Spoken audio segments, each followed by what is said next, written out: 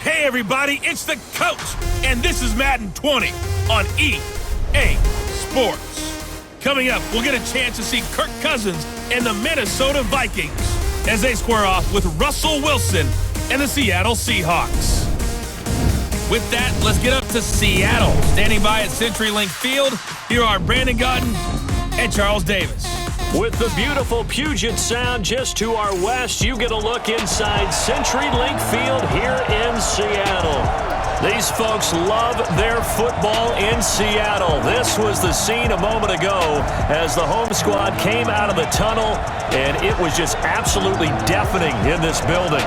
They're set for football, so are we, as the Seahawks get set to match up with the Minnesota Vikings.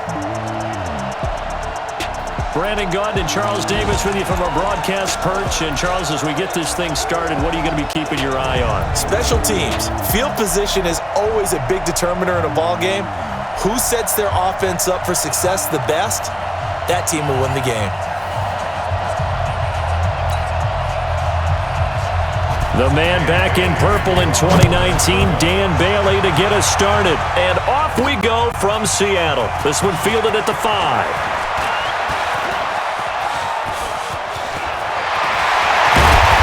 He's going to wind up bringing this one inside the 45-yard line.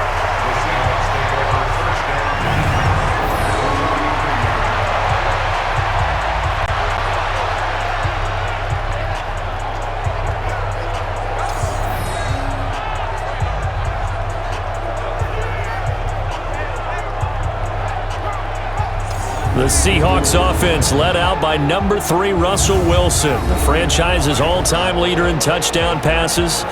And the Seahawks, they finished above 500 in all 7 of Wilson's seasons. But this year a little different. He'll work with a very young receiving core, no Doug Baldwin anymore, in what promises to be a tough NFC West.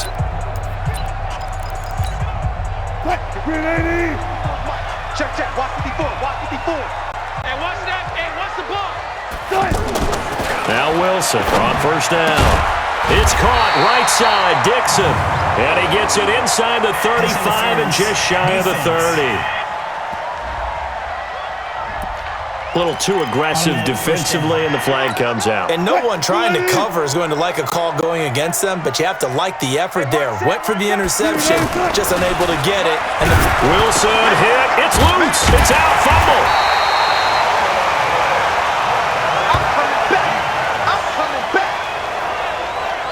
On plays like this where the ball comes free, it's often unusual for the team that lost it to get it back. Because this is a quarterback. The ball gets away from him.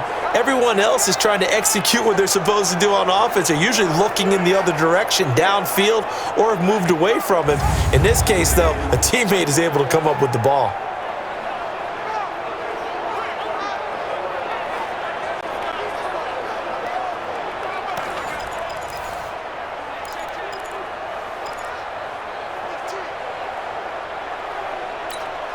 Work to be done here on 2nd and 16 after the sack.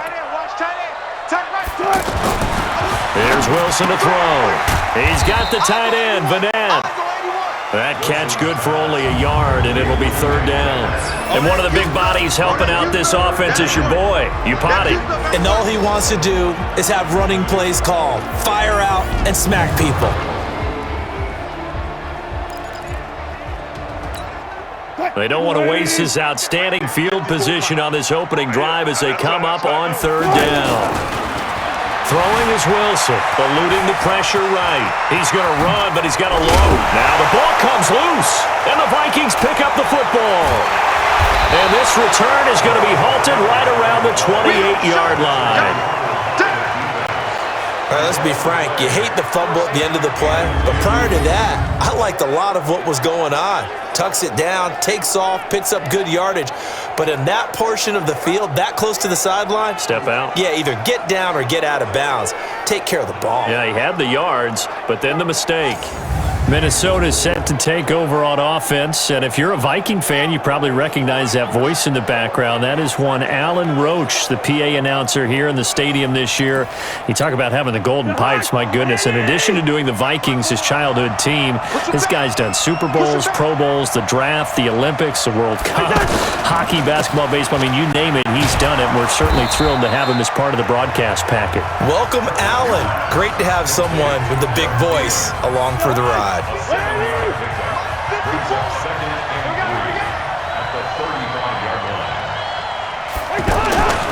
Here's Dalvin Cook, third year back from Florida State. And this defense not giving him anything there. Maybe a yard up to the 36. Typically, we think it's the strong safeties that are better tacklers, especially closer to the line of scrimmage amidst traffic. But in this case, how about the free safety coming up and making the big-time play? Throwing there, but this pass is going to wind up incomplete. And third down is a key down in any game you play. And third down defense, something we've got to watch in this one. Got to be effective on the passing downs. That's a pretty good first step right there. And now it's the punter Weil on as he sends this one away. Now it's Lockett. Oh, what a juke into space. Tyler Lockett, the 20. And all the way in, touchdown Seattle. Mark that down as an 85-yard punt return. And they are able to strike first here on their opening drive. They get the stop defensively, force the punt. They score without their offense even stepping on the field.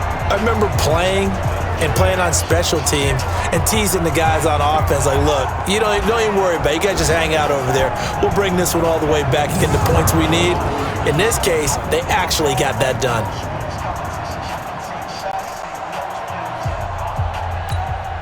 Jason Myers now for the extra point.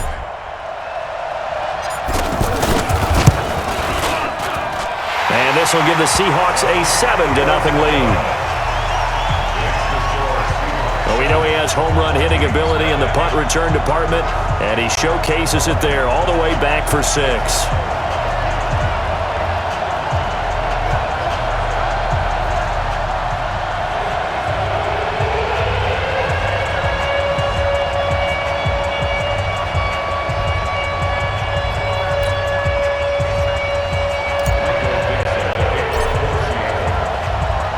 So after the punt return touchdown, let's see what their opponents can do with this kickoff. This is taken at the 3. And he'll take it back to about the 19-yard line.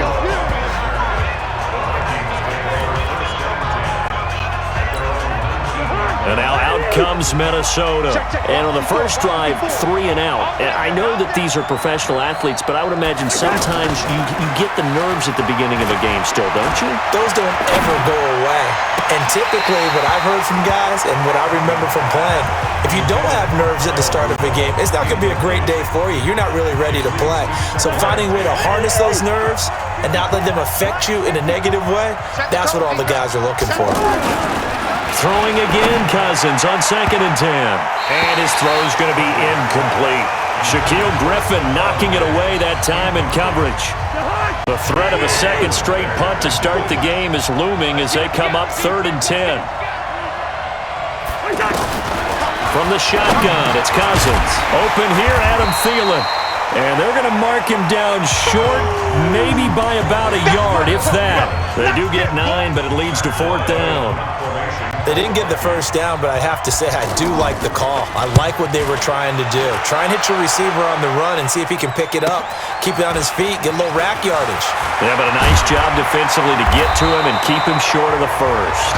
It'll be a 10-yard return following a punt of 45, and it'll be Seahawk football 1st and 10. Now out comes Seattle here. We'll see their offense going in just a second. Speaking of that offense, for Russell Wilson, they went out in the draft this year, got him a couple new options out wide, did they not? They did, and you can see that they're changing their offensive philosophy a little bit. Remember Doug Baldwin, who was a great target, especially on the underneath throws? He's retired. So strategically, because they run the heck out of the football, Chris Carson's a 1,000-yard runner. They expect more from Rashad Penny this year.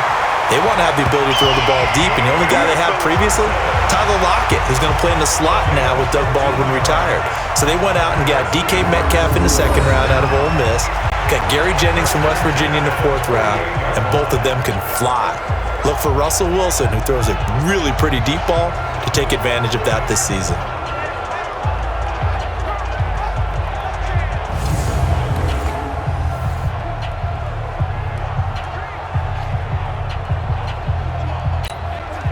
So one play, and they're already just shy of midfield. Wilson now off the bootleg.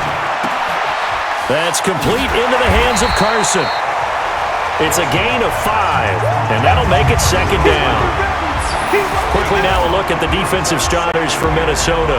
Harrison Smith's play has been so good in the NFL that he demands the respect of everyone. And I remember a couple of years ago when we talked about the top safeties, his name didn't come up in the first group. It does now. I remember doing a game a couple of years ago where the Rams were trying a lot of razzle-dazzle stuff, and Mike Zimmer, his head coach, pretty much said, sickle to Harrison Smith, and he ended that in a hurry. He can play close to the line of scrimmage and also cover deep. It's just a gain of a couple there on the scramble, and now it's third down. It's a gain of 2. Brings up third and 3. Wilson after the play fake to Carson. Under pressure, and he will go down. Sacked back at the 46. There for the sack, Everson Griffin. Got to give him points for the attempt, but there's just a wave of pressure there. A host of people in the area. Evades a few, but couldn't evade all of them.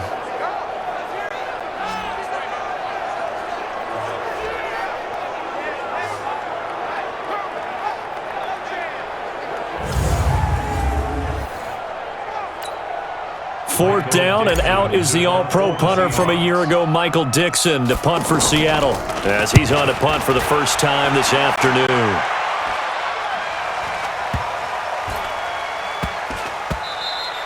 And he didn't quite have the backspin on that one. It hits at the 4 and continues into the end zone. It's a touchback. Now the Minnesota offense set to take over again. They've had it twice. They've punted twice. Not the start they were hoping for. Not at all, and let's face it, every facility we visit, everyone talks about converting on third down, how big that is. In this situation, they've had to punt it away twice, so they're furiously going over things on the sidelines. What do we need to do to pick up a first down and change our momentum? Well, here's a good way to kick off a drive, complete over the middle. And he's got it past the 30 before he's hit and dropped. Nice way to start the drive, a gain of 12 and a first down. First down, here's the run with Cook. In on the tackle there, Bobby Wagner, coming off a third straight All-Pro season.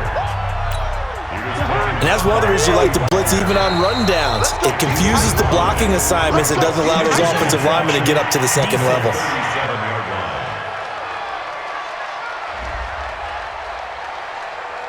So a jump there defensively. And it's a killer. Watch the football. Don't move across the line of scrimmage until the ball moves. Cook following the penalty. And he'll lose yardage here. Back at the 41. That's going to go as a loss of 1 on first down.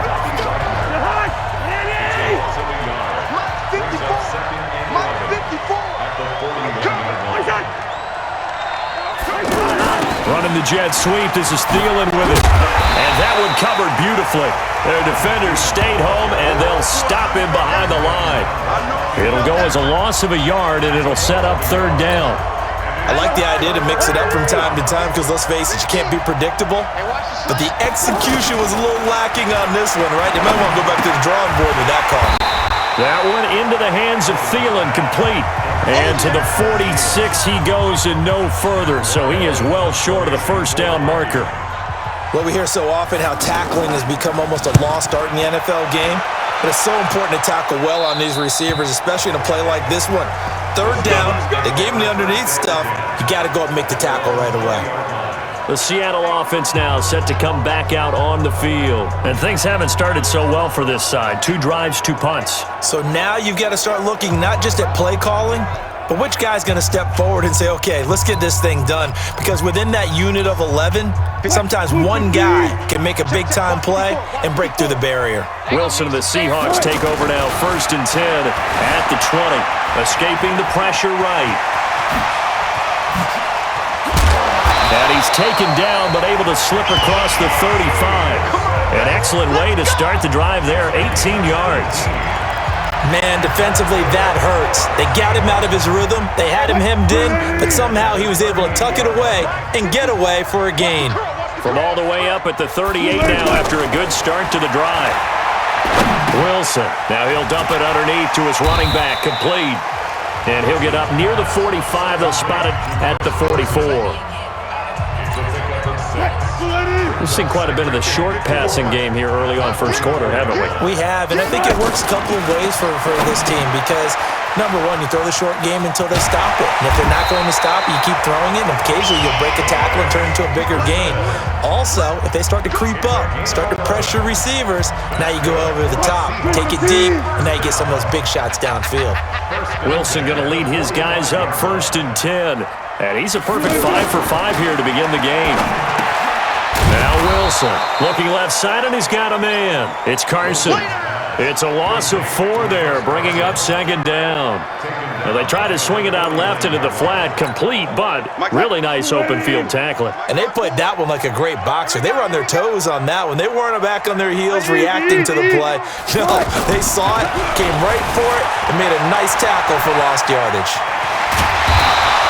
Give him 7 there on the tuck and run, and they're in better shape now for 3rd. They brought the blitz that time, and I thought they were going to get to him, but instead, he flipped it on its ear and ended up picking up positive yardage. I thought he was dead to rights, but you are exactly correct, sir, able to turn that into a positive gain. On 3rd down, Wilson, flush to his right. He may try and run for this. Past the 20. And he's brought down, but not before he reaches the 8-yard line. They're able to convert on 3rd down, and that sets up a 1st and goal. These type of plays are backbreakers for a defense. They thought they had him hemmed in, thought they were going to get him on the ground with the pass rush, but were unable to do so. He gets away, picks up a big 1st down, and sets up 1st and goal inside the 10.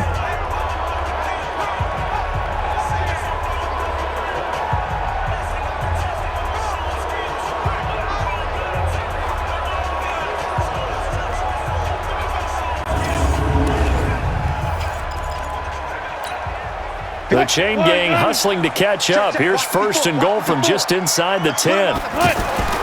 Wilson. And down he goes. Pressure gets him back at the 14. And that is the 3rd sack this offensive line has allowed in this first quarter. Man, that puts him on pace. Let me do the rudimentary math here. To be sacked 12 times in a game. I know he's not going to go for that. I wonder if it's going to reshape what they decide to do on offense in terms of play calling. Well, I can tell you what, when he popped up, shaking his head, frustrated right now behind center.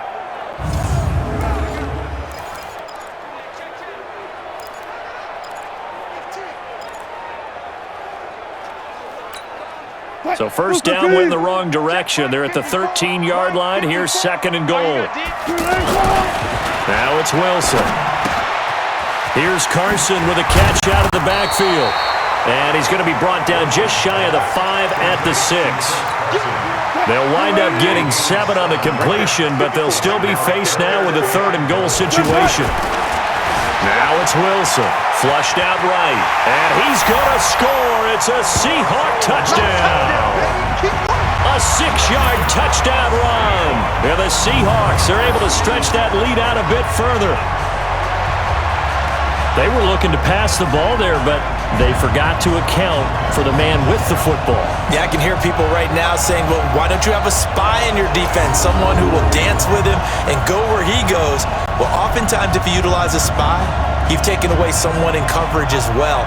And oftentimes, the spy, not as athletic as the guy he's trying to keep up with, so he gets defeated anyway. And he turns 3rd and goal into a touchdown. Extra point up and through by Myers. And it's now 14-0. So that drive consumes 9 plays all told.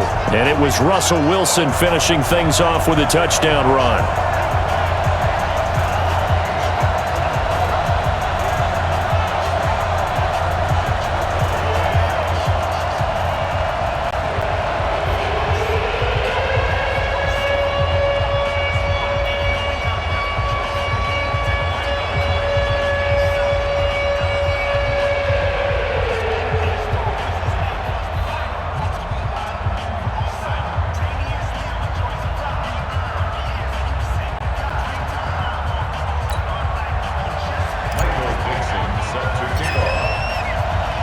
The kickoff unit is out on the field, and they will send this one away.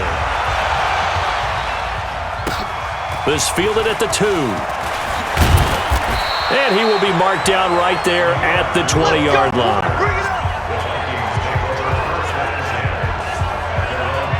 And now out comes Minnesota. Already down 2 touchdowns here in the first half. This becomes a pretty important drive, doesn't it? It certainly does, and a lot of the teams script plays. We know that, right? They have a script to start the ball game, and typically those scripts go between 12 and 24, 25 plays. Down 2 touchdowns early, probably not very deep into their script. Oh, it's out. Smith lost it, and the Seahawks have picked it up. And his guys will take over at the 30-yard line.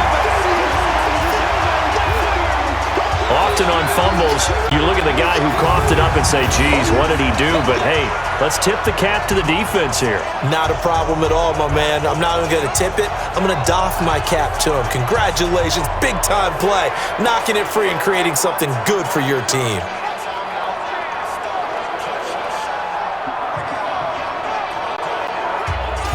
Seattle now ready to march out of the field.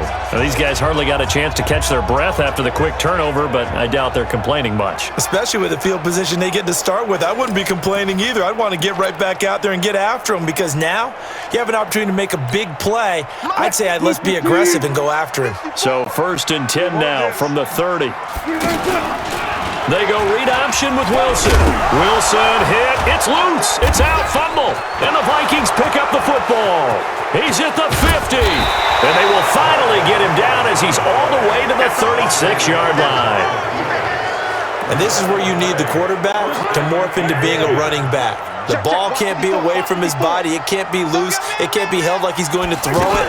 Tuck it away. Take care of it because he's going to run through a lot of traffic. And if he doesn't take care of it, we're going to see less design runs like that. 23 yards, the final tally.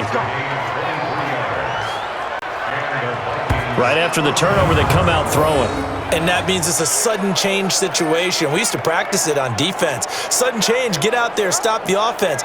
But you typically run out there a little bit unsettled. I think that's why he came right out throwing the football, hoping to catch him off balance. And he did.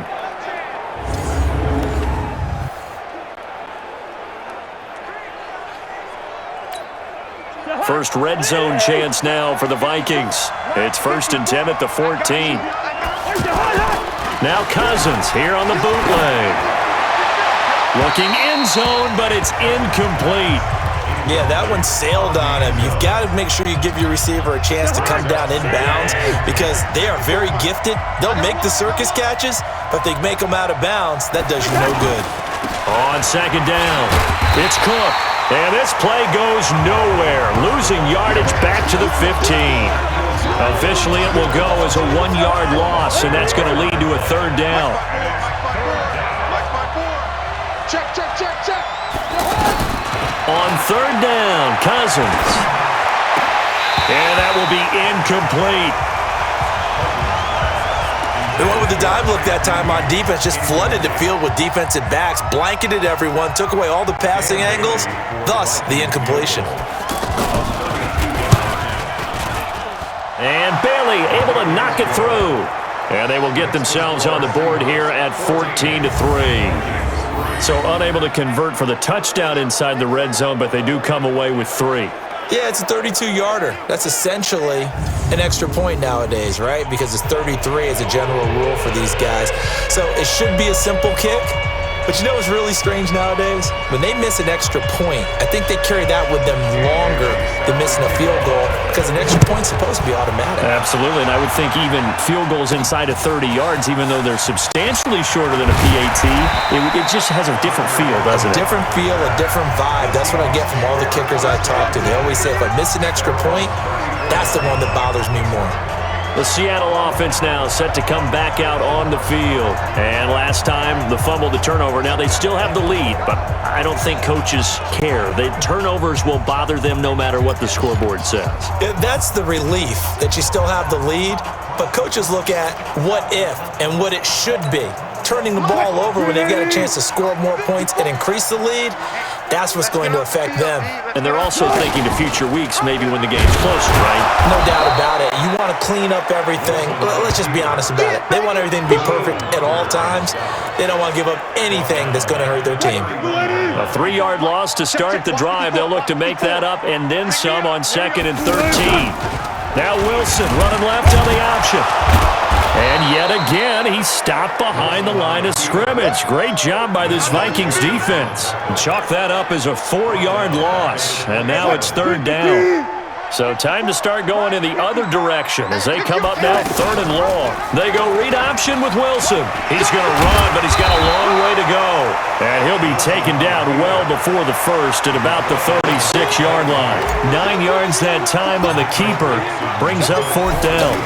Well, if you're going to run the read option, typically, you've got to keep an eye on the defensive end. And what does that mean? What are you looking for with a defensive end? Well, you want to play off of what he does. If he collapses inside towards the running back, then you pull it and take it yourself outside in. If he stays outside, you go ahead and leave it with the running back. In this case, pulled it and got good yardage himself. Now the Minnesota offense set to take over again. And tough to win games if you're going field goal, field goal, field goal here. They got field goal last time. Now they'll be looking for a touchdown. They're looking for the big chunk now because, as you noted, the field goal way of doing it makes it that much harder and puts more pressure on every possession for you now. Go ahead and get 6 and feel a lot more comfortable about the position they're in. Bigger chunks. We'll see if they can get the score. They're throwing to start the drive, but that one incomplete. Had an open man that time, but ended up putting a little too much heat on it, don't you think, partner? Absolutely. Just needed a touch more air under it. Instead, he fired an absolute bullet. To throw on 2nd and 10. Cousins. He's got a first down and more past the 30.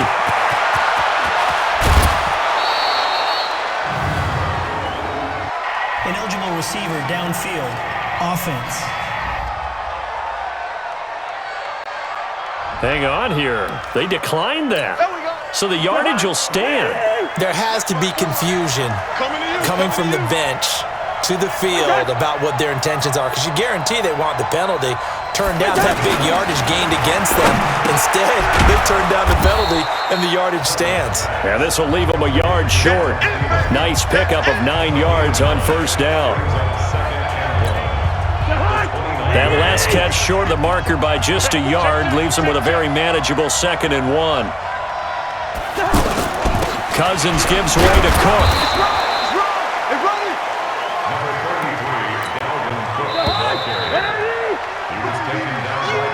After one, a 14-3 ball game. The Vikings with the football here to begin the second quarter as they've got it with a 3rd down and less than a yard.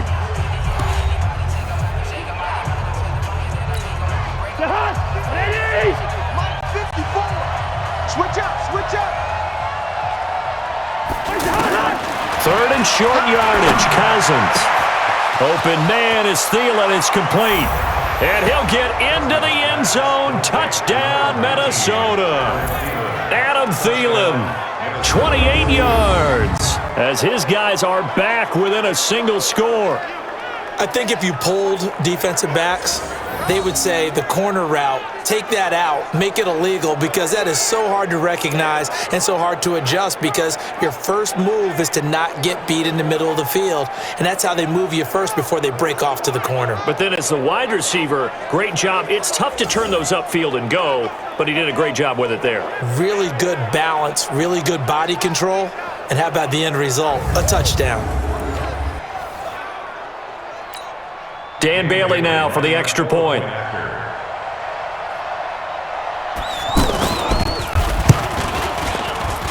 And he's got it. That cuts the lead. It's now 14-10. 5 plays there on that drive. And it's polished off by a Viking score.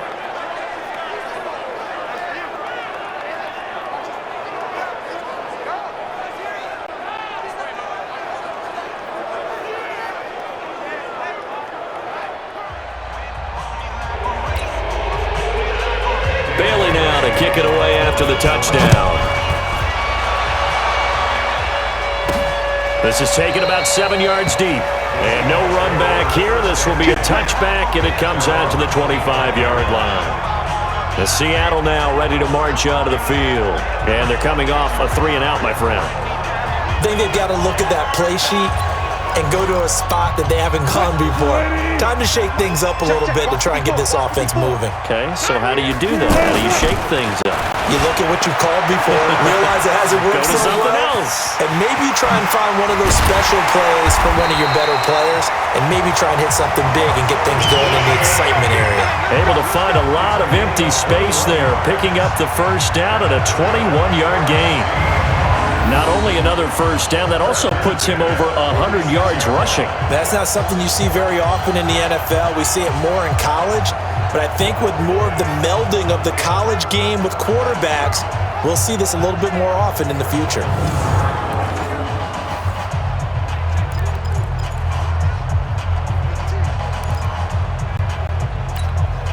A big hitter to start the drive has him up near midfield here for 1st and 10. Here's Wilson. Pressure coming from the Vikings, and they get there and bring him down. The amount of sacks that they've absorbed in this game is absolutely extraordinary. Let's just face it. This offensive line, flat out, cannot handle this pass rush. It's been demonstrated time and time again. Another try after the first down sack. Wilson. Room to run past midfield. And finally brought down at the 31-yard line. Big yardage there on the scramble. It gets him a first down. The sack on first down took him out of a traditional running play and put him in a passing situation, but didn't stop him from running anyway, did it? No, I was surprised when he took off. I thought, oh, he's got some space. He might pick up 5, 6, 7 yards. He goes all the way and picks up the first.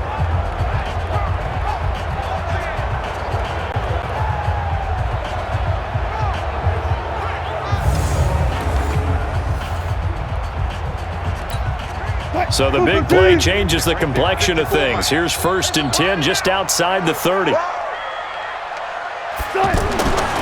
throw is Wilson. He'll take a shot for the end zone. And nearly picked it off.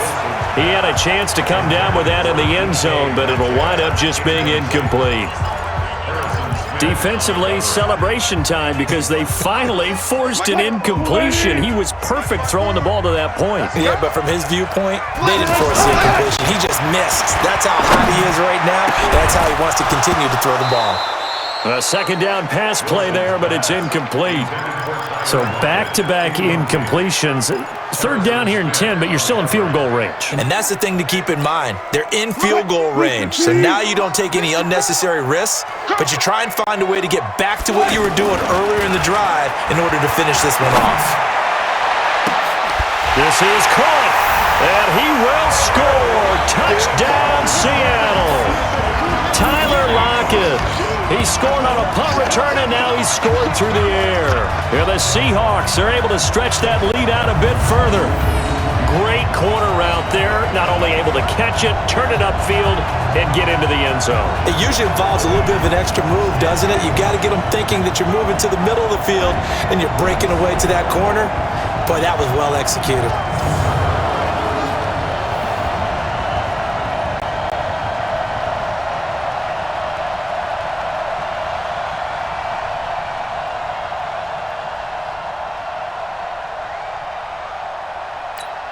The extra point now coming from Myers.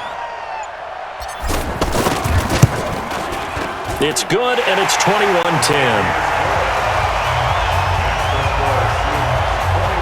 That time a 6-play drive, and the Seahawks capping it off with a touchdown.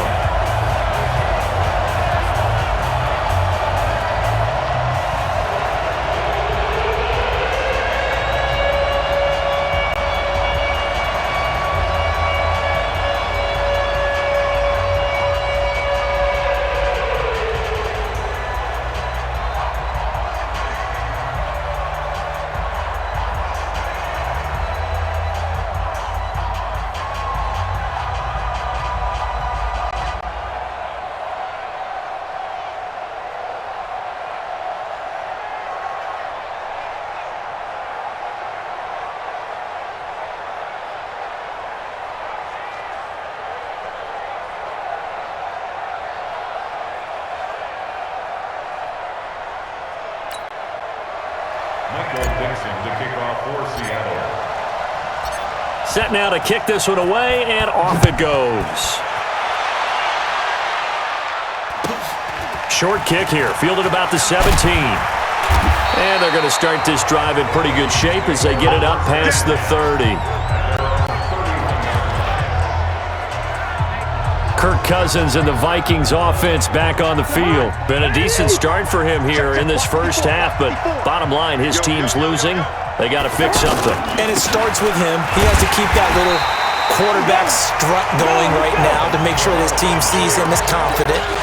Continue to try and up his game, but just let him know, hey, if I'm around, if I'm the one calling signals and throwing the football, just follow me, we'll get there. Sometimes that will do more to elevate a team than anything. And now look at this. Big gain, but a fumble. And the Seahawks have picked it up.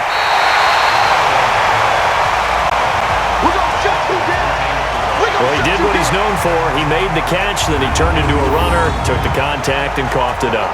And all I remember as a player, when they catch the ball, when those acrobatic guys catch it, you have to make them pay sometimes. You have to put it on them, big tackle, knock the ball free, anything you can do to slow them down.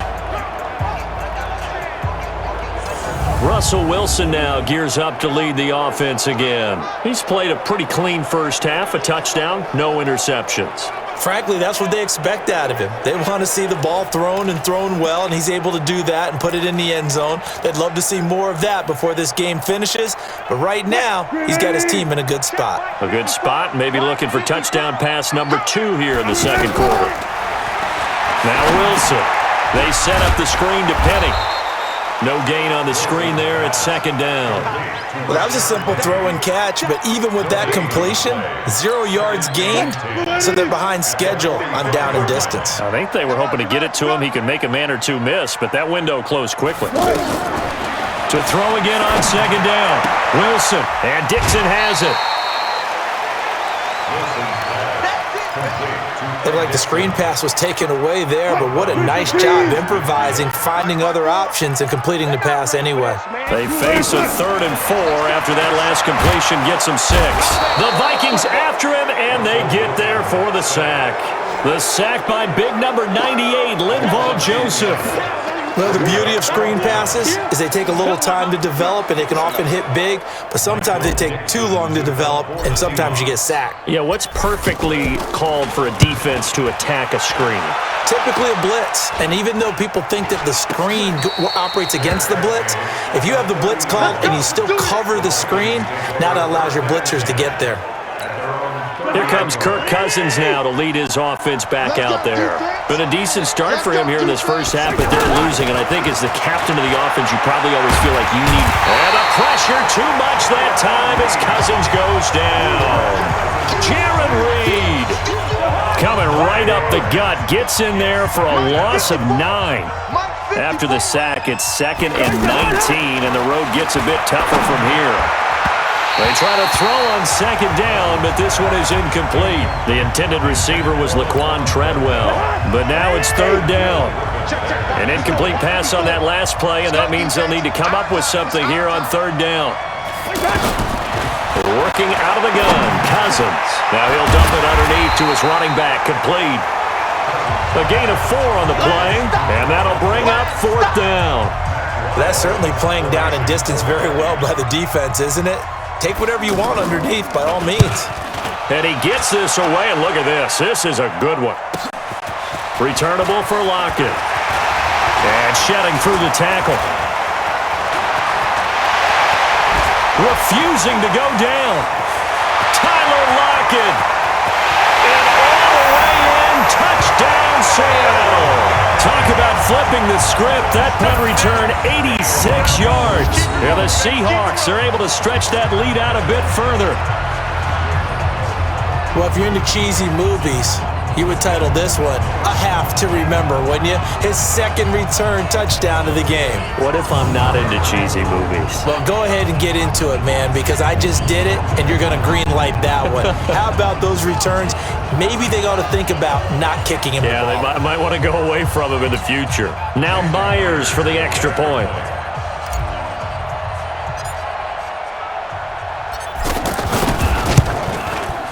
And the lead is up to 18 now. Well, it's no secret. That's why they have him return punts. He has the capability to take them back, and he did so there.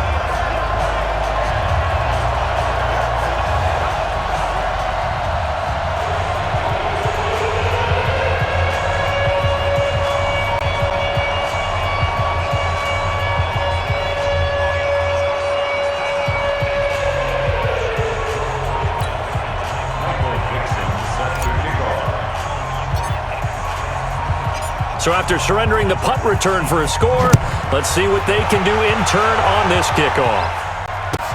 Short kick here, fielded about the 17. And he'll take this across the 25, couple extra yards up to the 27-yard line.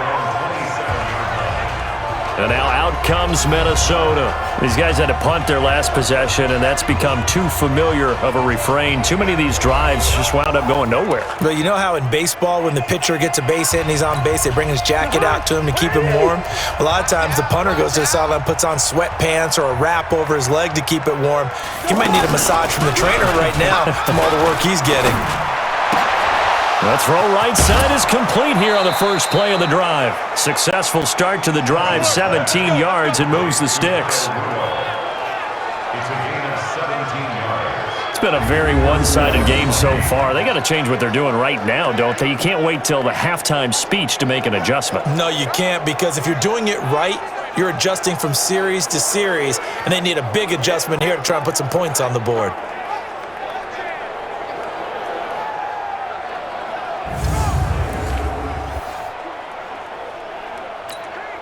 Took just one play to move all the way to the 44 as they try again on first down. Play fake. Cousins. And complete. Right side, the tight end Rudolph. And he is brought down, but not before reaching the 30. A good pickup there, 26 yards. And now with that completion, he's north of 200 yards here in the first half. And he's going to break our statistician, Marvin, isn't he? Because Marvin right now is just tallying it up. Hope his hand doesn't hurt too much doing this or keeps hitting the calculator. But my goodness, what a start he is off to. By the end of this game, he could have monster numbers. He just wants to continue to be accurate. Cousins now over 200 yards already in this first half. It's 1st and 10. And they're going to go with the jet sweep. This is Diggs with it. So he got free of one tackle but couldn't do a whole lot else. He was taken down by Cassius Marsh. What's the old expression, 3 yards in a cloud of dust? In this case, it's dust-covered pellets. It's no longer that old grass that we used to play on, right, and chew it up. Now we've got that artificial surface. You see the pellets go up. Still a nice play by the defense. Officially no gain on the play, and they're left with a 3rd and 8. Cousins from the gun on 3rd. And he will score. Touchdown, Vikings. Laquan Treadwell, 27 yards. And the Vikings are able to close the gap just a bit. Obviously, Brandon, they couldn't get it all back with just one score, but that touchdown chips into the lead, and now it makes the comeback a little bit more manageable. Here's Bailey now for the extra point.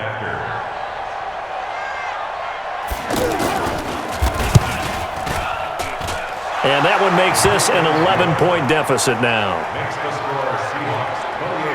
So that drive spanned 5 plays, and it all culminates in a touchdown for Minnesota.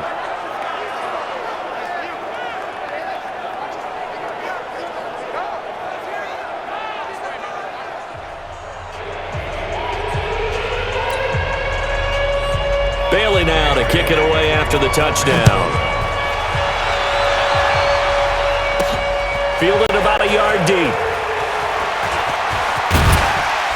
And the decision to bring it out, a good one, as he's up a yard or two shy of the 30. Chris Carson trotting back out there. We're in the second quarter. They've got the lead. The lead, though, not so much because of the ground game, because of their air attack, Charles. So what they're seeing so far is the possibility of things loosening up later in the ground game. through the air first. Maybe they have to start respecting that even more as the game goes on, and then there will be running lanes to find later. Yeah, try to get him more involved here on this drive maybe. Throwing is Wilson. Left side here taken in by Metcalf. And he'll have it past midfield almost to the 40 before being taken down. It'll go as an impressive 31-yard gain. Well, you don't have to be a genius to watch this game and figure out they've had plenty of success moving the football here in the first half. We've seen exhibits A, B, C, and right on down the line, haven't we? Yeah, we just saw exhibit Z right there.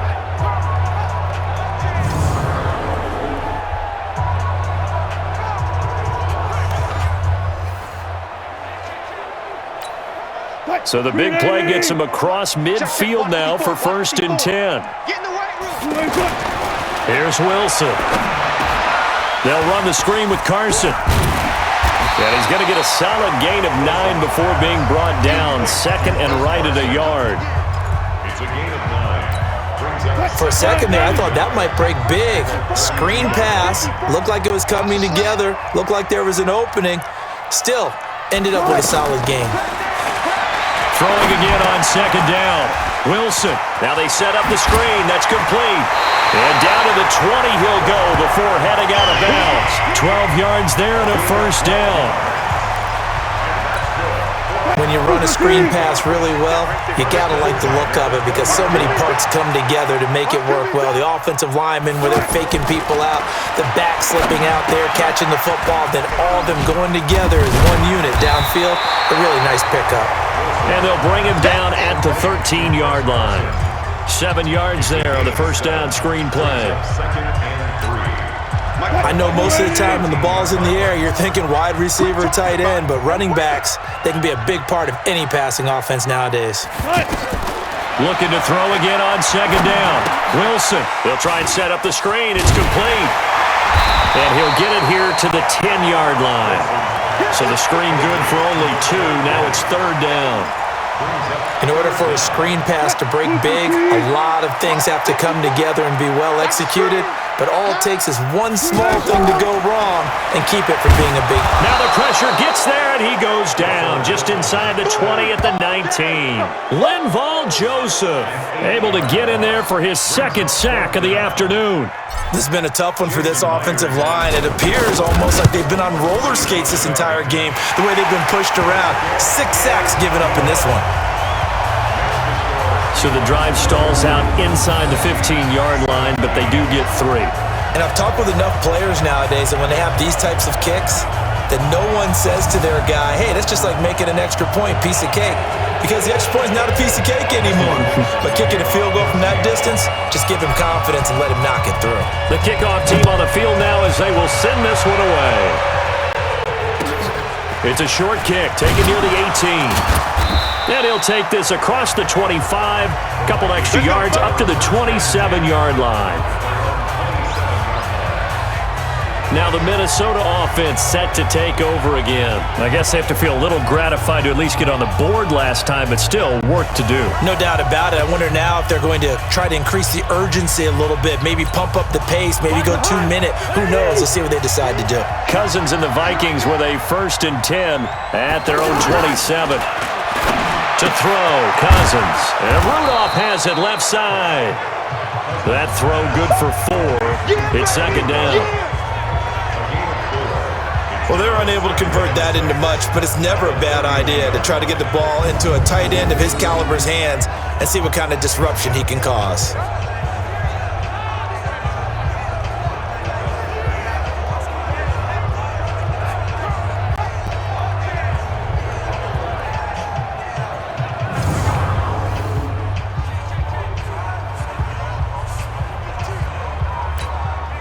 Four yards on that last completion, so that sets up 2nd and 6. From the gun, it's a give to Cook. And running room scarce here. He's going to be stopped in his tracks at the line of scrimmage.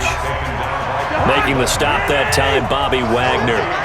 These guys have punted 4 times already, and they're staring at a 5th, barring a conversion here on 3rd down. Pressure comes. He's taken down by the Seahawk defense. Jaron Reed picks up his second sack of the afternoon. Well, someone's been up to the task so far in this game. They are already up a couple of scores, Brandon, and guess what? I think they're just going to pin their ears back now and get upfield and get after the quarterback. Been such an impressive first half to get that lead. A good return there, 17 yards. And the offense will take over with a new set of downs.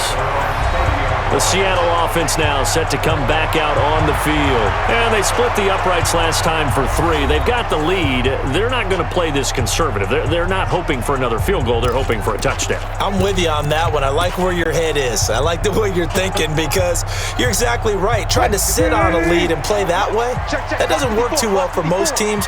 Run your offense. Run what you do best. Exactly. Put it all the way down and try and increase your lead in a big way. The best way to do it? Touchdowns. 10 yards on the pickup there, and it'll be second down. And we see another pitch and catch there to the running back. This position just continues to evolve. They become just as critical to the passing attack as a lot of receivers, tight ends, because their ability to make people miss in the open field can really generate big plays for an offense. Pressure comes, and Wilson's going to go down. Linval Joseph giving him once again his third sack of the afternoon. Wilson of the Seahawks looking for something big following the sack. It's 3rd and long here. Here's Wilson to throw. And he's got his favorite target yet again. It's complete. And he's going to lose yards. They take him down at the 26. That'll set him back with a loss of 3 on the play. And that's going to make it 4th down. Really good defensive effort. They were all over that little swing pass out to the right side before lost yardage. Terrific read, better execution, and done with a lot of enthusiasm, wasn't it? Absolutely. They saw it all the way, ran to the football, and caused a nice play for lost yardage. And now out comes Minnesota. And on the last go-around, they really couldn't get anything going. They had to punt from deep inside their own territory, which means you're going to lose the field position battle as a general rule. What they're looking for now is a little more consistency, move the ball at least a few times on offense, get a couple of first downs, and hopefully flip the field. Yeah, just something to build off of. That's what they're looking for here. And the running lane's non-existent in this first half as they'll stop him behind the line. Up front, the struggles continue for this offense among the line. What can they do? Change the play calling? What? I think part of that, yes, changing some of the play calls, some screens, some draws, some misdirection.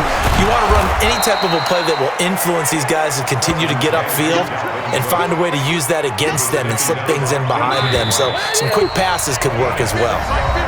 And we've hit the 2-minute mark in this first half of action.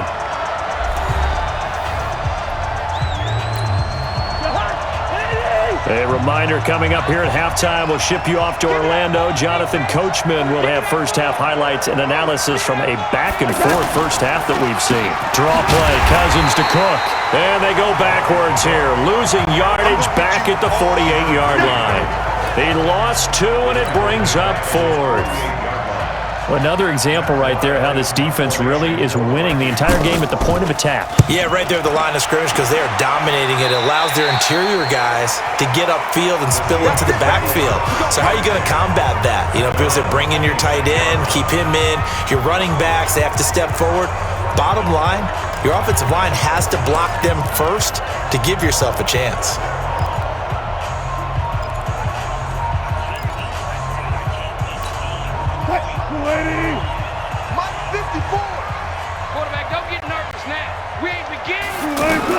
Throwing now, Wilson on first down. Oh, it's a screen pass. That's complete. And he's tackled a yard short of the marker. Good gain of 9 on first down. Everyone's got to be able to catch the football. Doesn't matter what position you play, but if you're on offense, be aware a ball may come your way. That last catch short of the marker by just a yard leaves him with a very manageable 2nd and 1. Now Wilson. Left side complete to Lockett. And he'll have it past midfield almost to the 40 before being taken down. 23 yards the pickup there. His big game continues. Already has his 3 touchdown grabs, tacking on some more yardage and a first down. And how precise has his route running been in this game? We just saw him get open yet again. And he's also made adjustments as the defense has tried to really stop him. Nice work to get 7 out of that, and it's second down. Now the Seahawks going to use the first of their timeouts as it comes with 22 seconds to go here in half number 1. Check right 54. Right 54. Switch. To throw again on second down. Wilson. Now they go straight. It's complete. And this play will be blown up. He'll lose yardage back at the 38. Now the Seahawks call the second of their 3 timeouts as it'll come with 15 seconds to play in the first half.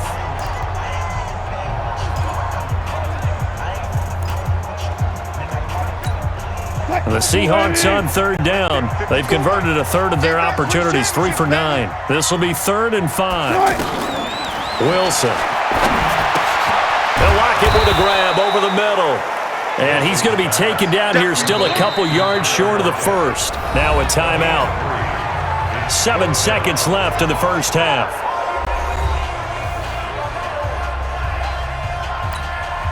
So out comes a field goal team now for the second time here today. On the left hash, officially, it's called a 51-yard attempt. And this is right down the middle as he puts it through. And that will extend their lead even further. So a big play before the end of the half to get them into this spot, and they cash in with 3. How about the 1-2 to the solar plexus on that one? The big play, the field goal, not much time left on the clock. That's the way to go into the half.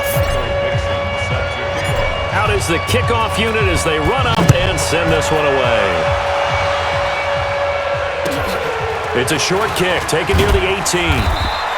We have hit halftime. Still 2 more quarters to go. We'll take a timeout. We'll be back after this. You're watching the NFL, and it's on EA Sports. It's in the game. Okay, right, Brandon. Thanks very much. And welcome in, everyone, to this slimmed-down version of the EA Sports Halftime Report. This one is maybe not exactly in the bag yet, but there is definitely a big mountain to climb in this third quarter. The teams are already back out there, so let's not waste any time, as we'll turn it back over to Brandon Godden.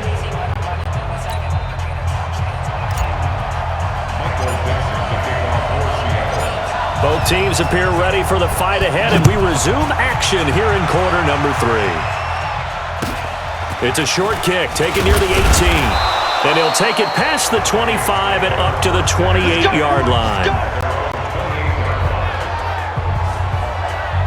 Out come the Vikings. They'll have it first on offense as we begin the third. They have the ball here for the inaugural drive of the second half. Pretty big deficit, though. We'll see what adjustments were made in that locker room. And I never want to make something more important than it actually is, right? I don't want to create more hype than what is there. But this is I'm doing it, though. This is a really important drive. And we often talk about teams scripting plays to start a game. A lot of them script to start the second half, too. And they're scripting something that they expect to get them into the end zone and back into this game. We'll see if that script is a good one for them. Had the completed pass, but for no gain, stopped right at the line, so it's 2nd and 10. Now Cousins. He's got it complete to Stephon Diggs. And he makes it all the way down to the 31. Cousins finding Diggs on a big one. 42 yards. Obviously, they're not where they want to be right now on the scoreboard. Big plays like that, though, that'll trend them in the right direction. Yeah, a few more like that, they'll be right back in the game. And if they can continue to do that, maybe they'll inspire their defense as well. They'll get a few stops.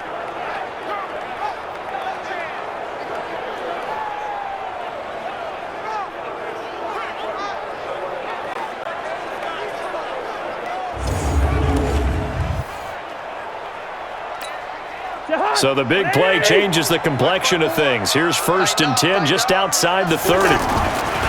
Cousins the thrower. Now he'll dump it underneath to his running back, complete. It's a 4-yard pickup, and that'll make this a 2nd down. 4 yards on that last completion, so that sets up 2nd and 6. They go play action. Cousins. And that's going to be incomplete. Good effort there, trying to take a shot, but it's 3rd down. Tremendous field position there and a perfect time to do exactly what they did. Take a shot at the end zone. And they went for the big play, just unable to complete it. Throwing there, but this pass is going to wind up incomplete. So out comes a field goal team now for the second time here today. He hit his first. Now this from 43. Bailey's kick is good. And high fives for that one as that drive ends in 3. So a good snap, good hold, and right down the middle. Never in doubt. Just the way you used to hit them, partner. You mean like kicking the ball? Exactly. Well, that was in high school. Doesn't matter. I don't care what level. You hit them, they go through. Now after the field goal, Bailey will kick it away. This is taken about 7 yards deep. And no run back here. This will be a touchback, and it comes out to the 25-yard line. Here comes the Seahawks offensive unit. They'll have it first to begin the third. And fortunate to get points on the board last time. They had to hit a really long field goal to do so. The kickers in today's game are so good and so skilled and hit from distances that we almost start to take them for granted. And we can't do that. That's a long field goal that they got 3 points out of. They've got to feel good about that, and they better make sure they love him up because he's helped them out. Yeah, now we'll see if that offense can put 6 on the board here. We'll see. And they're able to get this one across the 35. Solid way to start the drive. 13 yards, picking up the first. Now that was pretty. They executed that curl route versus zone coverage, and that changes things a little bit because against man, it's often a tight curl, tight, sharply run route. Against zone, you're just looking for that open spot, that dead area, so you may curl it a little bit wider just to get to that place. And usually a tight window. He fired a bullet in there for the completion. 11 yards there and a first down for Seattle.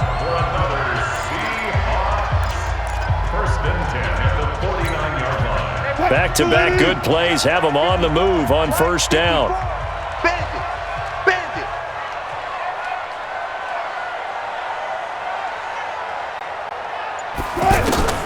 From the gun, it's Wilson. He's got the tight end, Vanette. 5 yards on the catch there, brings up second down. One thing you're hoping for when you run drag routes, you're able to hit a receiver in stride, and he can pick up a lot of yardage after the catch. But in this situation, the defense was effective, able to stop him before he could get a good head of steam going. Throwing again on second down. Wilson. Now he'll dump it underneath to his running back, complete. Give him 2 yards on that play, and it'll be third down.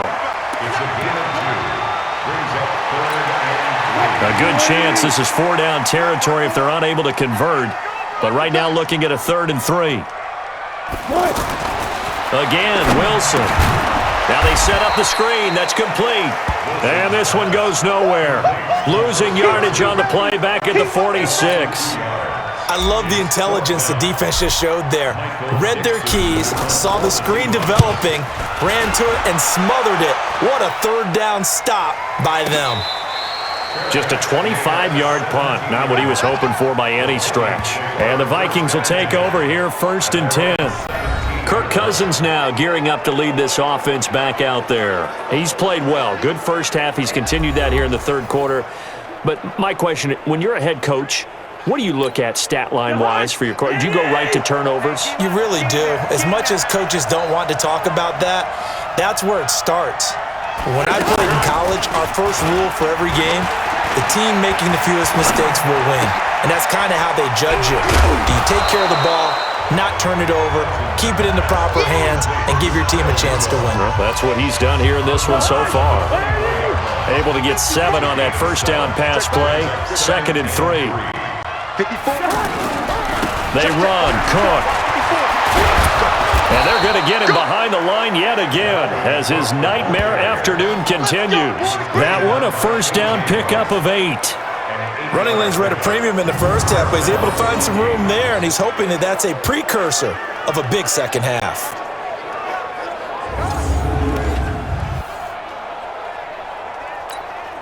Following the good run by Cook, here's another 1st and 10. And he'll give it here to his running back. And takes this one across the 35 to the 36, a gain of about 4. Tough first half for him, unable to put up the numbers he's used to producing. But with a guy like him, you and I both know it just takes a couple of explosive touches for him to make an impact on this game and on the stat sheet as well. Now this one to his running back out of the backfield. And he'll get up to the 43-yard line. That one a first down pickup of 8. This quarterback now over 300 yards now for the game, and time to improve on that as he's got a 1st and 10. Cousins. And that is incomplete. Took a shot there on 1st down, but he couldn't reel it in. Well, Charles, while we have a moment, you know what we need to do here is give a nod to the new Hall of Famers who were brought into Canton and inducted on August the 3rd. Champ Bailey, Pat Bolin, Gil Brandt, Tony Gonzalez, Ty Law, Kevin Mawai, Ed Reed, and Johnny Robinson, all part of the class. Fantastic class. When you talk about guys who played at the top level, obviously they're Hall of Famers. But what I found interesting about it is you've got a great pass catcher, the best pass-catching tight end in history, in Tony Gonzalez. How would he like to work against this secondary?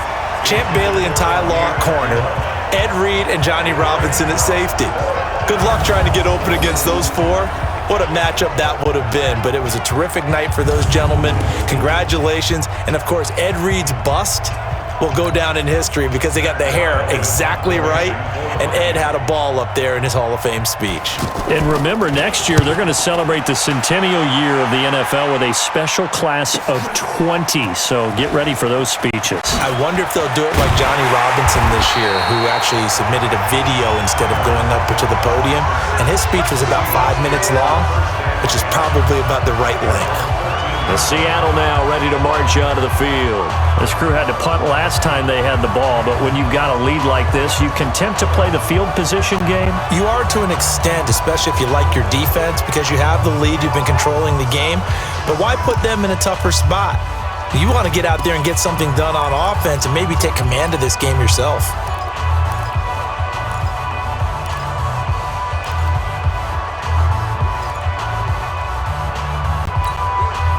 The offense back out there at the line, ready for their next drive. They're out in front. Last time they had to punt it away. We'll see if they can add to their lead now. They don't want to go out and punt it away again. This team now wants to get a cushion, put people away. They want to run their offense and have it end up in the end zone. Give them 32 on the play. Just more of the same there, partner.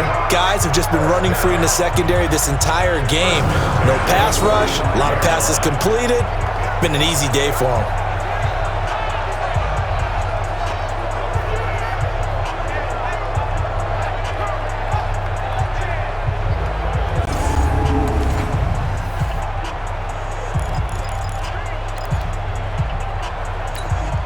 So that changes things. Here's 1st and 10 all the way up at the 45. Out of the gun, here's Wilson. And this is taken in one-handed. What a catch. And taking it across midfield and just shy of the 40. The Seahawks moving pretty well through the air. Another 1st down. What a catch and one-handed. And I'm starting to lose my awe about the play, and maybe I shouldn't. How much of this is the player? How much of it is the glove? Well, those gloves, they do have a little grip to them, They don't get that they? little extra tackiness to them now, and I know the guys in the NFL, the competition committee, some other places, they're talking about examining those gloves to see if they're having too much of an effect on the game. From Viking territory now, they'll come up 1st and 10 at the 41. From the shotgun, Wilson. He'll find Metcalf. He's got the 1st down here inside the 30 and down to the 28-yard line. Back-to-back nice plays, 12 yards that time and a 1st down. And defensively, they were in zone coverage there. Do you have to be a little careful? You're losing playing against a good quarterback like he is to not play too much zone? Yeah, you have to be careful about how much time you're giving up. I think it's a good point you just brought up. So maybe if you still want to play zone, you go to a zone blitz scheme. And you can drop anyone out of your defensive front, defensive end, defensive tackle. It doesn't matter. You just exchange someone to bring more pressure towards the quarterback and still try and cover downfield. And, partner, I think that was a great example that not all tight ends are created equal because everything was right. Got the completion, but he's not one of the more dynamic guys in the league. So even though he caught it, couldn't turn it into much more.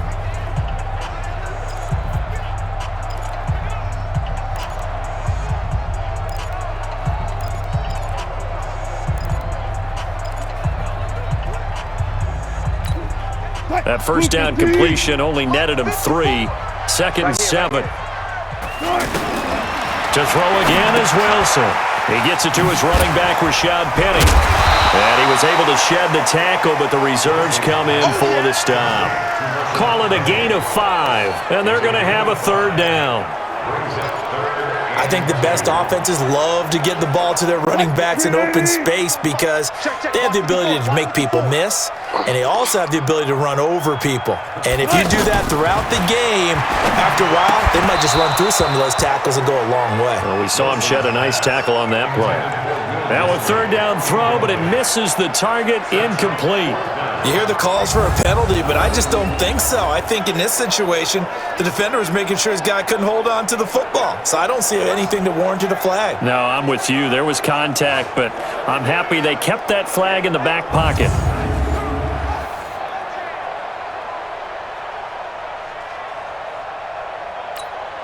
So now here comes the field goal team for the 3rd time today. From the right hash, it's a 38-yard attempt. Myers' kick is good. And that'll push the lead up to 17. So 3 field goals that he's hit now. This last one helps him stretch out the lead. He's been solid, hasn't he? And he lives up to the adage that every offensive coach has ever said to us. We want to end every possession with a kick, right? For them, it's either extra point, field goal, or at worst, a punt. In this case, it's been 3s. The kickoff unit is out on the field, and they will send this one away. Short kick here, fielded about the 17. And it's a pretty good return here as he'll get it up to the 29-yard line. Kirk Cousins and the Vikings offense back on the field. How do you think he personally is evaluating his game so far? He was pretty good in the first half, been good so far here in the 3rd quarter. He's got to like it, right? Not looking for the dramatics here. Not trying to set the world on fire in terms of stats. It's almost like you're driving. Hands at 10 and 2, alert for anything out there, watching for trouble on the road, and making sure you get the team home. The bus driver. See if he can drive the bus here again on this drive.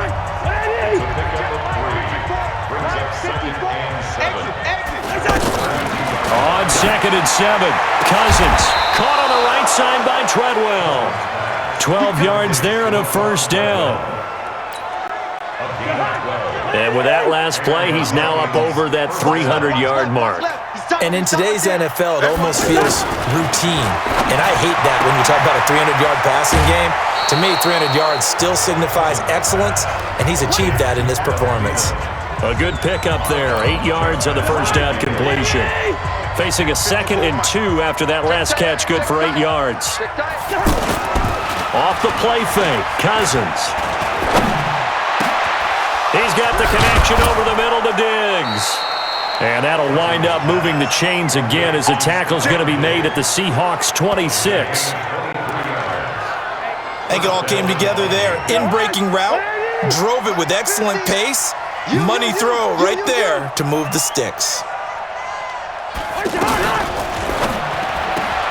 And he'll find Thielen on the right side. 2 chunk plays in a row. The last one was over 20 yards, and so is this one.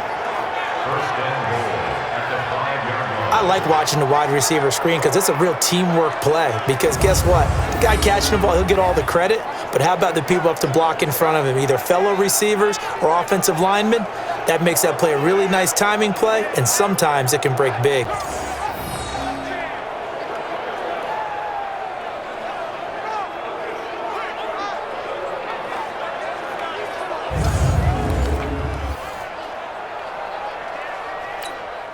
Two big plays in succession. Not sure this D knows what hit him, but now they got to get ready. It's 1st and goal.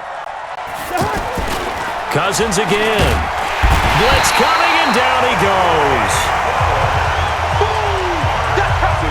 that was point counterpoint, wasn't it? They decided to throw for it on 1st and goal. Instead, the defense counters with pressure, and the defense wins, getting a big sack. Another tote for the workhorse this afternoon. It's Cook. And he'll get this one down to about the 10-yard line. It's a pickup of 3, but still a little work to do on 3rd and goal. Well, they certainly haven't been able to get him going and establish the run, so I think it's time to abandon that plan and start chucking. He'll be hit and taken down at the 21. Cassius Marsh drops him for a loss of 10, and it's going to be 4th and long. That's quite a stand there defensively. A huge sack on 3rd down, and that's going to force him into a field goal attempt.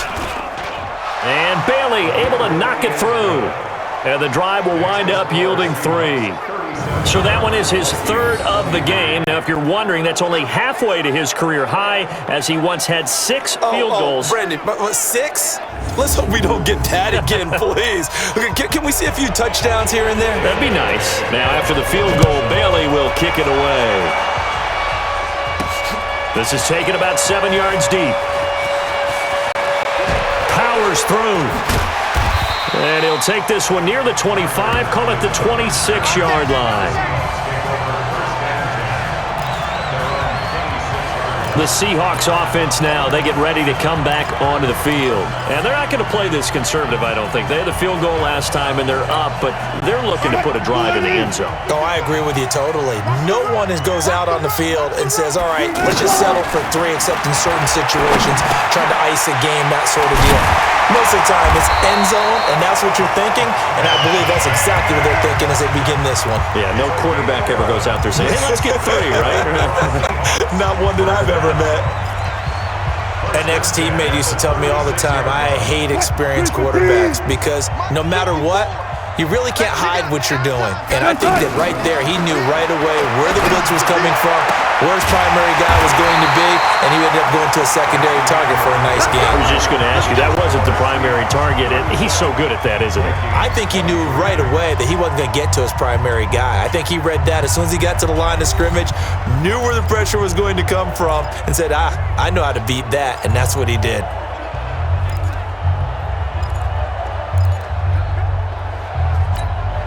Back-to-back good plays have him on the move on 1st down.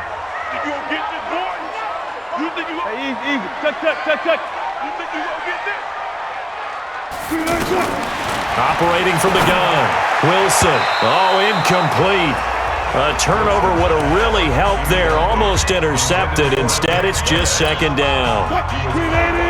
After the incomplete pass, here now is 2nd and 10. Wilson. Going to throw again. Over the middle. That's caught by Metcalf. And this is going to turn into another 1st down as the tackle is made at the Vikings' 31-yard line. Another nice pickup through the air, and I think a lot of people might expect them to run the ball in this situation, Brandon, but with this lead, they're electing to throw the football. Swings, slants, quick outs, things that they consider safe. Here's Wilson. And nowhere to fit that football in. It's knocked away and incomplete. The former Pro Bowl linebacker Anthony Barr there to jar it free. It's always a battle. Who's going to win on 1st down, the offense or the defense? Let's face it, if you've got the ball, 4 yards or more on 1st down is what you're aiming for. They tried to throw for it there. Nice effort to knock that one away and bring up 2nd down. 2nd and 10. It's Wilson again. Eluding the pressure right. And he'll go down here right around the 23-yard line. He turned that into a nice gain. Gets him 8 yards closer for 3rd down. That's a gain of 8. Brings up 3rd and 2. An extra defender in the secondary for the Vikings here on 3rd down. Let's get this ball back for the offense. Let's go. To throw is Wilson. From the gun, he'll throw. He can run for it, and he will. And he gets this down to the 18, good enough for a 1st down. The rushing numbers for Wilson, maybe down from earlier in his career, but he's still a threat to go, showing it there, picking up the 1st down. That is an absolute backbreaker. That was a design passing play, wasn't a draw. You think you got him stopped, good coverage downfield, and he's able to pick up the 1st with his legs. Defensively, that kicks into your psyche and hurts a little bit, doesn't it? It certainly does, and here's the thing. Anytime you give up a 1st down, it hurts you psychologically, but it hurts more when they get it this way because you've covered everything. He didn't have any place to throw the football. He takes off running and picks it up anyway, and now you have to stay on the field for an extra set of downs. And really could have used that stop trailing here in the fourth. You ain't going nowhere. From the red zone now, here's Wilson on first down. Firing quickly here, and that's complete. And he'll take it from the 18 to the 15, a gain of 3. The completion good for 3, and it's second down. Well, they weren't able to make anything really big out of that, but it's not a bad idea to find your tight end and give him an easy completion and keep moving things forward. Almost his bread and butter is a good running back dive play. And they'll bring him down at the 13-yard line. That's a gain of 3. Now 3rd and 5. They'll break the huddle and come up on the 9th play of this drive, needing 5 yards on 3rd down. From the gun, Wilson. Quick hitter here, it's complete. And he'll go down here at the 12-yard line. Good defense holds him to only a yard, and it'll be 4th down. One of the money routes for any offense, the drag route. So tough to defend because the receiver can stop at any point and make himself available to the quarterback and get a completion. But I love the communication we saw there. All the defenders pointing out the receiver, where he was going, and then they're able to rally to the ball after the catch and stop him short of a first down.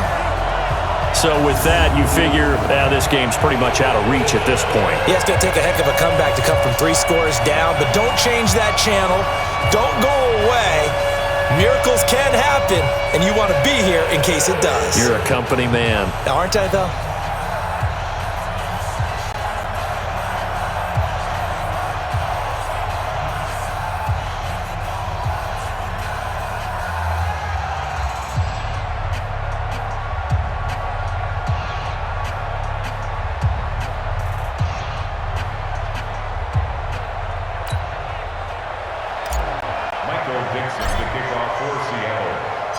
Set now to kick this one away, and off it goes. This is taken at the 3. And he'll take this up past the 20 and down at the 22-yard line. Here we go. The Vikings offense now heading out to take over. And last time able to get 3. It's not what they wanted. They wanted 6, but they got at least something. They mustered something out of the drive. They'll take it. I like the way you've described it. Not ideal, but they'll take it. Anything to put some points on the board. But this time on offense, they don't even want to see the field goal kicker trot on the field. They want that ball in the end zone. Yeah, they'll be going for 6. Pressure from his right, and he goes down hard, flat on his back. With a sack, it's Ziggy Ansah. We've been around this league for a while, and many coaches never pull their starting quarterback, almost no matter the situation. In this case, though, I think he's got to make a decision. He's taking a pretty good beating out there. Yeah, and with the deficit, maybe not wanting to risk an injury. Now, meanwhile, here's a second down throw that's knocked away and incomplete. It was Trey Flowers that time who got a hand in and broke it up. An incomplete pass on that last play, and that means they'll need to come up with something here on 3rd down. Now throwing on 3rd down there, but he cannot connect. Another incompletion. You know, it's a wonder he's still moving around back there the number of times he's been sacked. Yeah, he's staying out there, isn't he? And you don't think about it much in a game like this, but he's showing incredible leadership. Still competing, still fighting, not taking himself out of a ball game that appears lost. A 46-yard boot, but just 36 following a pretty decent return of 10 yards. And possession will switch hands, 1st and 10. The Seattle offense now set to come back out on the field. And they had 3 points last time, but they didn't want 3 points because they were well within range of scoring a touchdown. We'll see if they can do better now. I'm with you on that one. Let's just go ahead and be frank about the whole thing. The only one happy about the 3-point kicker. Exactly. He put it through the post. That's going to help him with contract time. But that offense, they're thinking, let's get in the end zone this time. I don't know if that will help him in contract time. You could have kicked that one through. I don't know about that. Toe bash. I don't know about that. Super toe. Boy, another big play late here for an offense, Charles, that certainly has had its fair share of big plays. Coverage has been a problem all game long, and I would say that going along with that has been confidence. Because even if they had the right coverage, they've still dented them, and now it's been a real issue for them during this game.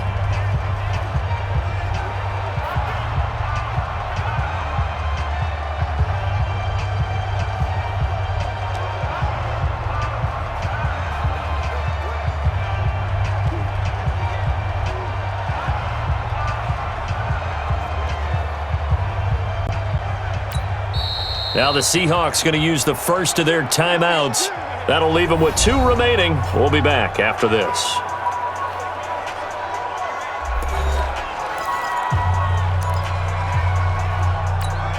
Mike, waiting. Mike, 5-4. Hey, come on, now, come on, now. On first down, Wilson. It's caught right side, Dixon. No gain there on the completion, 2nd and 10. Well, the stats that matter on this play don't help a team very much unless, of course, you're playing defense. If you're getting points per reception, you got a reception, but no yardage. Great job by the defense, though. They read through that one. They read through it, gave up no yardage, and people got credit for tackles. Pretty good deal. A gain of 13. It's a first down. But to me, this leads to the question, do you admire the way he puts his body out there all the time, or do you think he should protect himself a little bit more? Well, he's been on the ground several times with all those sacks that he's taken. So, I don't know, I kind of admire him not slide. End zone caught. Touchdown, Seattle. DK Metcalf there to make the grab. And the Seahawks capitalize on the short field as they take it in for 6. They were still throwing with a comfortable lead here late, and now that lead even more comfortable. And your first thought is there bad blood that went into this one ahead of time, that maybe they're seeking some revenge or they just don't like them?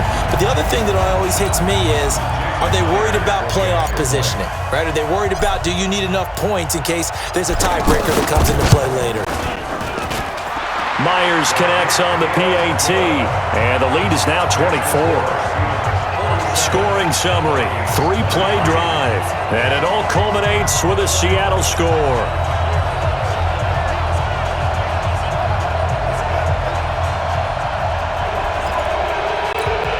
Oh, this is a touch cruel here. They've got the big lead. Now they're going for the jugular with the onside kick.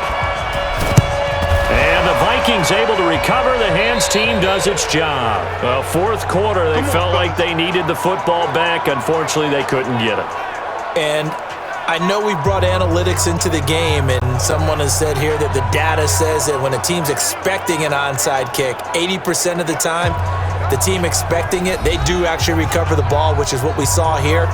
I just wonder if that number is much more of a anecdotal type of a number. Kind of like when the coaches tell us, well, when you score on special teams, 93% of the time you win the game. I'm still waiting to see that number is empirical. On first and 10, Cousins. Over the middle, he's got Treadwell. And he lost the football. And the Seahawks have picked it up. And his crew will take over at their own 45-yard line. And with that kind of a deficit, you can't afford to make any kind of mistakes. But it's been pretty symptomatic of what we've seen all game with them, isn't it? Down this big in the fourth quarter. Yeah, you'd say an afternoon to forget, absolutely.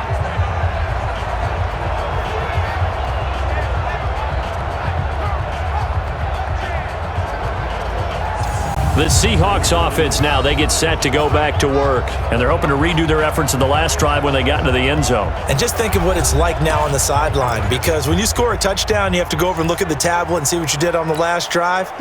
When you scored points, it's a whole lot better view than when you're trying to figure out how to fix things there. I'm coming after you. Now Wilson on first down. Pressure coming from the Vikings, and they get there and bring him down. Shamar Stephen coming right up the gut. Gets in there for a loss of 9. Throwing on second and long. Wilson under pressure again, and down he goes again. It'll go as a loss of about 6, and now it brings up third. There's Wilson to throw, and he can't quite pick it. No interception so far. That probably should have been their first, but at least it's fourth down. Not only was the call spot on, how about the execution of that defense right there? Zone was absolutely locked up tight. He was trying to force it in there on third down. But if there's a time to force it, he felt like he needed to make a play, right? Yeah, exactly right. Third down, you got to try and find something. There's nothing available there for him. Good coverage there holds him to just a 2-yard return following a punt of 44. And out will come the offense as they take over. Now the Minnesota offense set to take over again. And last time the turnover on the fumble, and they were in enemy territory, so that had to be very frustrating. Down on the scoreboard here, can't do it again. You nailed every part of what was frustrating. Down on the scoreboard, had a drive going, and pushed it past the 50-yard line so they felt like they were in striking distance. And to come away with nothing, not a good feeling at all, to put it mildly. Now they can't afford to do that again. Yeah, now can they get that bad taste out of their mouth here? Able to get 7 on that first down pass play. 2nd and 3. Now Cousins. Now he'll dump it underneath to his running back. Complete. And he'll be brought down shy of the 40 at the 38-yard line. 7 yards there and a first down. The start for them near flawless. Defense gets them a 3 and out. 2 quick pass connections on offense. So that's how a team works together. Just what you described. Get them the ball, give them a little momentum, and they'll count. Now a loose football. The ball comes out. But a Viking was able to corral this one, and Minnesota will keep possession. And the defense not able to get it. From a defensive perspective, what's that moment like when you realize the ball is loose? It is a moment where all concentration goes right to the football. This is something you've talked about in all your preparation for the game. You probably talked about since training camp. Knock the ball free, take it away from the other team, and now you have that chance. There's a little bit of deflation when they end up recovering it. They knocked it free, but couldn't take it away. Cousins now to throw on first down. Setting up the screen for Cook.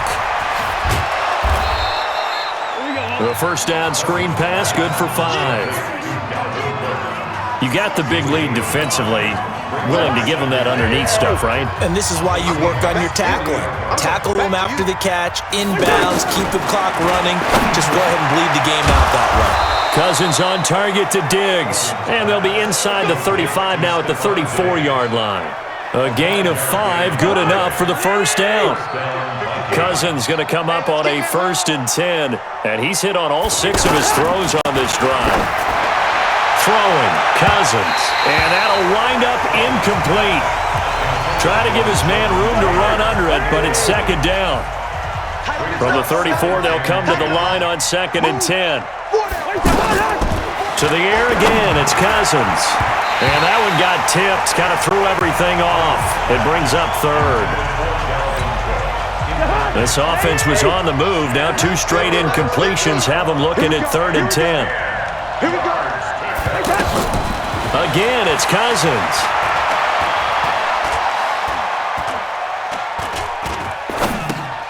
They'll try and set up the screen. It's complete.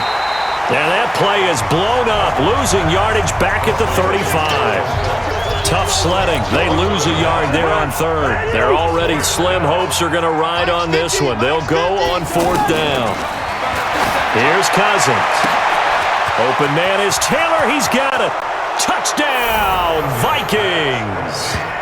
Jordan Taylor, 35 yards. And the Vikings are able to cut into that deficit. And correct me if I'm wrong, that was just a simple fly route, wasn't it? No, there's nothing to correct at all. You've got it down pat. And I just remember as a player, when I'd be in practice sessions and I'd hear 9 from the receivers, that meant fly route, go. Uh-oh, look out. That was the 9, and he just kept going all the way into the end zone for the touchdown. Now the Seahawks call the 2nd of their 3 timeouts. That's going to leave them with just 1 remaining here in this 4th quarter. Now Cousins going to bring his guys up for the 2-point try. Hey, here we go. They'll throw again. Cousins. This will be caught at about the 6. And he'll go backwards, losing yardage to the 5. So still lots of work left to do, but here comes the onside kick. And the Seahawks, looks like they've recovered. They have. And that's why you have your hands team out there on the field. Those are the best guys ready to make that play. And let's face it, it was executed well. It wasn't a bad kick. It wasn't anything like that. Just that the normal outcome actually came to play. Analytics will tell you it's a very low possibility of getting the ball for the team kicking it in an onside kick situation. You're all about the numbers, aren't you? All about the numbers, baby. It's a new game now. They don't lie. Now a pass dumped off to his running back. And that play goes nowhere. Taken down, losing yardage at the 50, right at midfield. It'll be a loss of a yard, and it'll be 2nd and 11. Got to give some credit there defensively. They snuffed out that screen early on first down. Really read it well, didn't they? Because they didn't bring the pressure that they expected. They covered all the passing lanes. Wilson hit. It's loose. It's out. Fumble. And the Vikings pick up the football. And the possession is theirs at their own 43-yard line. The psychology of the game never ceases to amaze me because you would think there would never be a fumble from what we hear from coaches all the time, right? And how much they practice not fumbling. Practice it, preach it, talk about it all the time. You would think no one would ever turn it over. Yet they are humans out there running around, and we just saw another one. Opportunistic by the defense. 2nd and 5 after the 5-yard completion on first down. Now Cousins. Looking for Diggs, and it's intercepted. Trey Flowers picks it. Well, this defensive pressure has been constant all game long. The pass rush, the coverage, they've all been excellent, and now they'll tack on an interception here as this one continues to slip just further and further out of hand.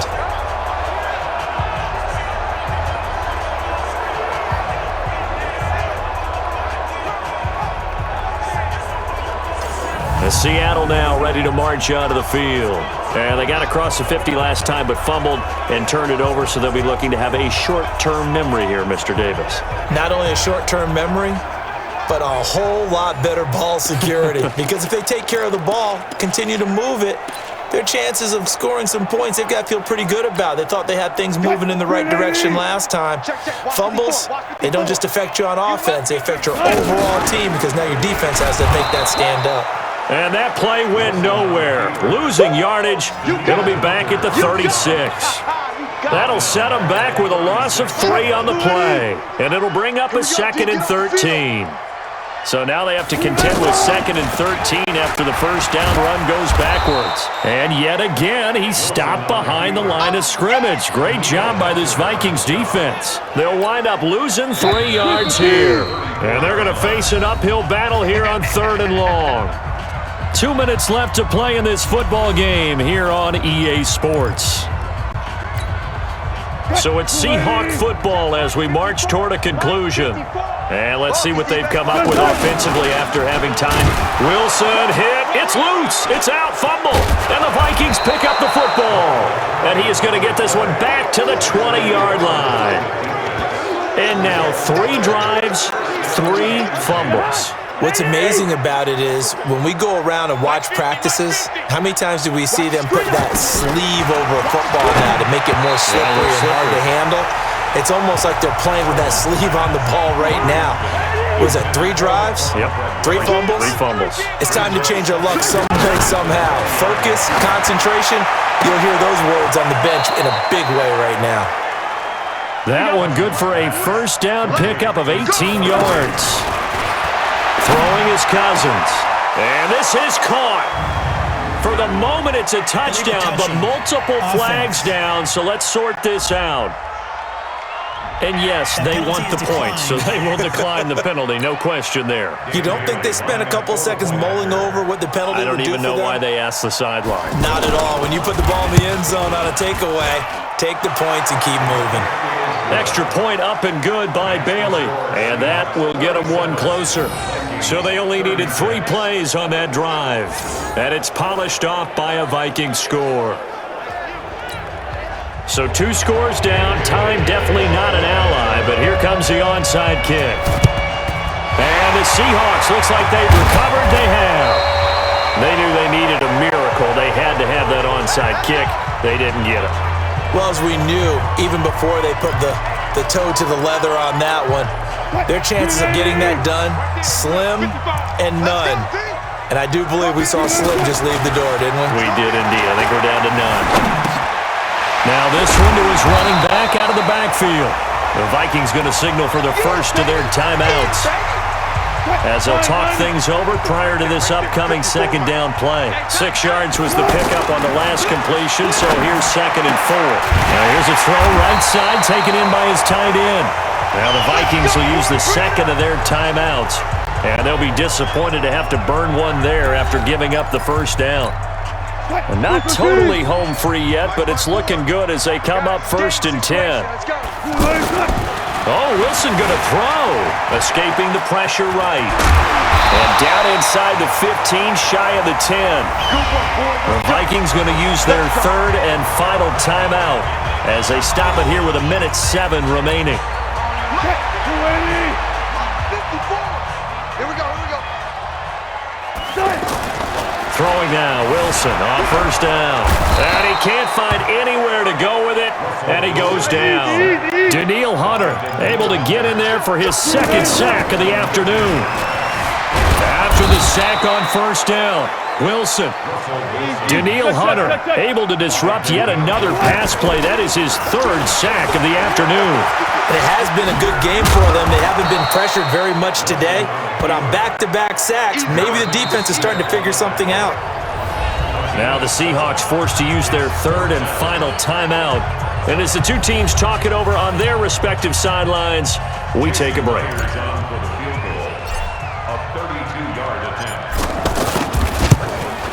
And Myers able to knock it through, and that will extend their lead even further.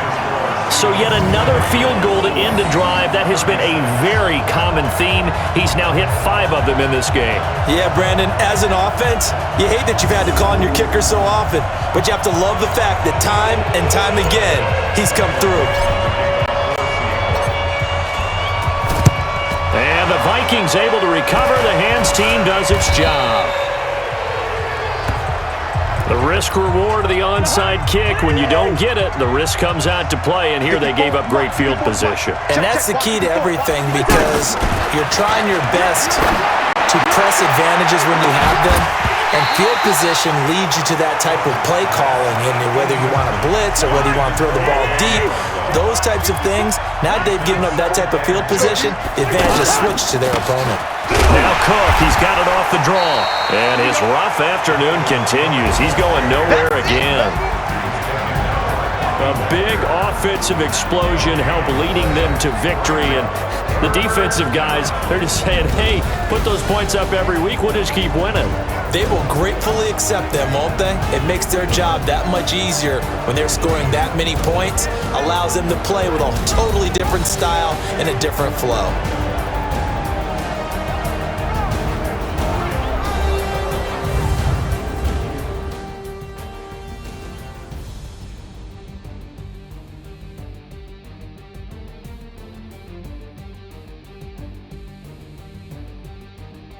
So that'll do it for us. For Charles Davis and all our crew, I'm Brandon Gaudin. You've been watching the NFL on EA Sports. It's a win for the Seahawks here as we say so long from Seattle.